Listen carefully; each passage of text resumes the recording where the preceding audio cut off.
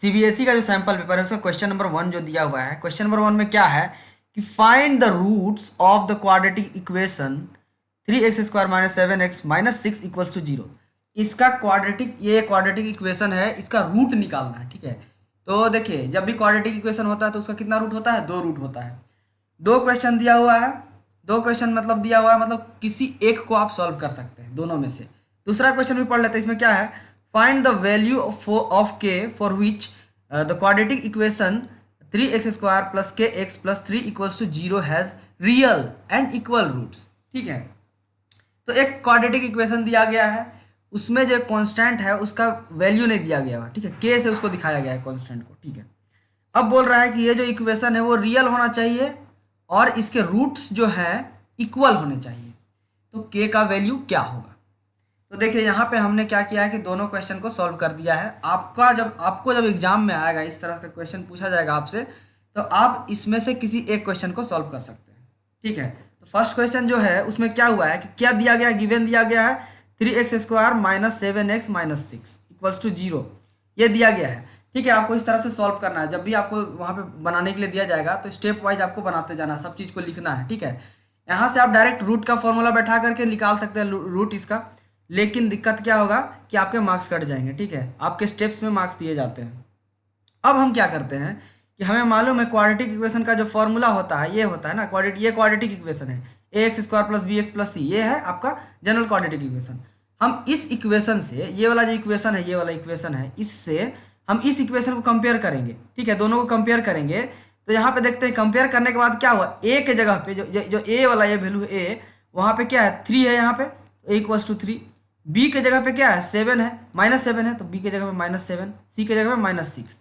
ठीक है, अब हम जानते हैं कि जब भी हम रूट निकालते हैं तो क्या हमको निकालना होता है? पहले डी का वैल्यू फाइंड करना होता है। तो यहाँ पे डी का फॉर्मूला क्या होता है? b² - 4ac। ठीक है, b² - 4ac। तो ये जो वैल्यू पर दिया गया है उसको हम पुट कर देते हैं यहाँ पे। तो b² की जगह -7 का होल स्क्वायर लिख दिए हैं। ठीक है, -4 × 3 × -6। ठीक है, इसको सॉल्व करने के बाद कितना आया? 49 आया, 7 7 जा 49 और ये 72। अब जोड़ने पे कितना है? डी का वैल्यू कितना है? 121 आ गया डी का वैल्यू। ठीक है, अब हम क्या कर सकते हैं कि डी का वैल्यू हम फाइंड कर लिए। तो रूट का फॉर्मूला क्या होता था? x = -b ± √d/2a। ठीक है, इस फॉर्मूला में हम बैठाएंगे। हमारे पास क्या है? b है, d भी हमारे पास है और a भी हमारे पास, सारा चीज़ हमारे पास दिया गया है। हमें x का वैल्यू फाइंड करना है। तो x, तो उसमें हम क्या करते हैं? यहाँ पे देखिए, तो ये है फॉर्मूला, यहाँ पे हमने रख दिया। तो -7 ± √121। तो रूट का वैल्यू क्या? डी, मतलब डी के जगह में क्या रखें? 121 रख दिए।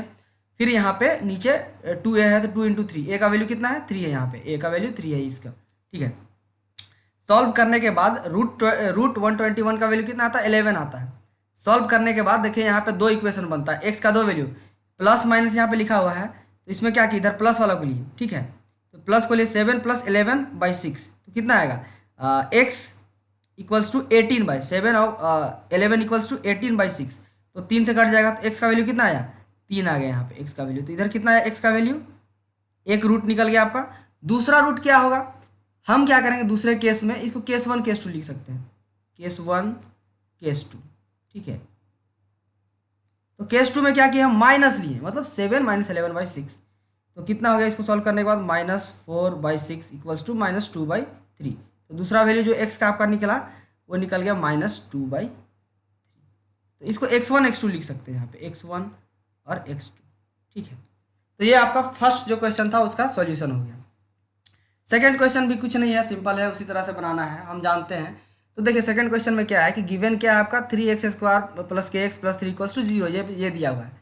हम इस इक्वेशन को फिर इस इक्वेशन से कंपेयर करेंगे। क्या?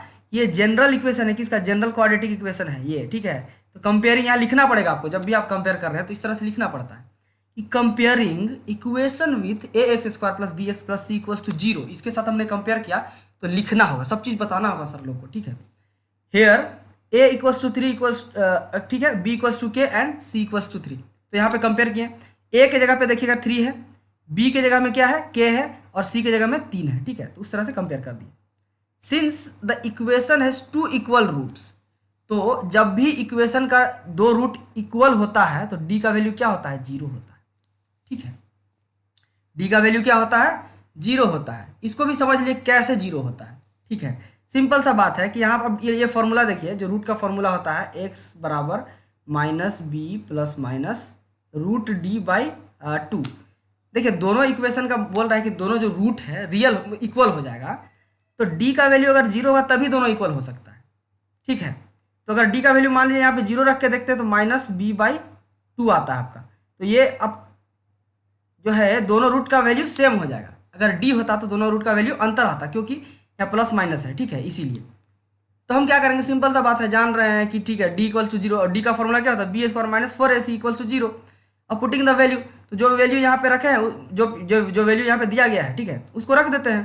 तो यहाँ बी की जगह में के स्क्वायर, ठीक है, और क्या हो गया 4, कितना है 3 इंटू 3, यहाँ पे 4 हो गया, 4 इंटू ए सी है ना, 4ac, ए कितना हो गया 3 है, एंड सी कितना है 3 है, एक 3 एक्स्ट्रा आ गया। ठीक है, ये वाला 3 नहीं होगा। ठीक है, कितना हो जाएगा 36, इसको इस तरफ ले गए तो 36 इक्वल्स टू कितना आएगा, के इक्वल्स टू आपका आ जाएगा रूट 36 प्लस माइनस, यहाँ के का वैल्यू आ गया प्लस माइनस 6, तो इसका वैल्यू कितना आ जाएगा आपका, हो जाएगा यहाँ पे के इक्वल्स टू 6 और के इक्वल्स टू माइनस 6।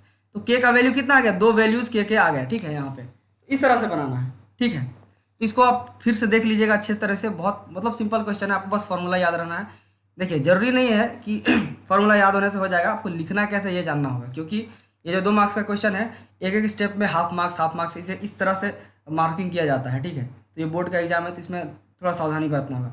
एक बार हम इस सबको मिटा दे रहे हैं। ठीक है, तो इसको फिर से ये कर लीजिएगा, देख लीजिएगा अच्छे से, यहाँ पे ये नहीं होगा, एक ही 3 होगा, तो इसको हम हटा दे रहे हैं। ठीक है, बस इस तरह से सॉल्यूशन करना है, बस एकदम सेम टू सेम। अगर छाप दीजिएगा एग्जाम में, अगर सेम टू सेम क्वेश्चन आ गया तो आपको फुल मार्क्स मिल जाएगा, टेंशन एकदम लेने का कोई ज़रूरत नहीं है। ठीक है।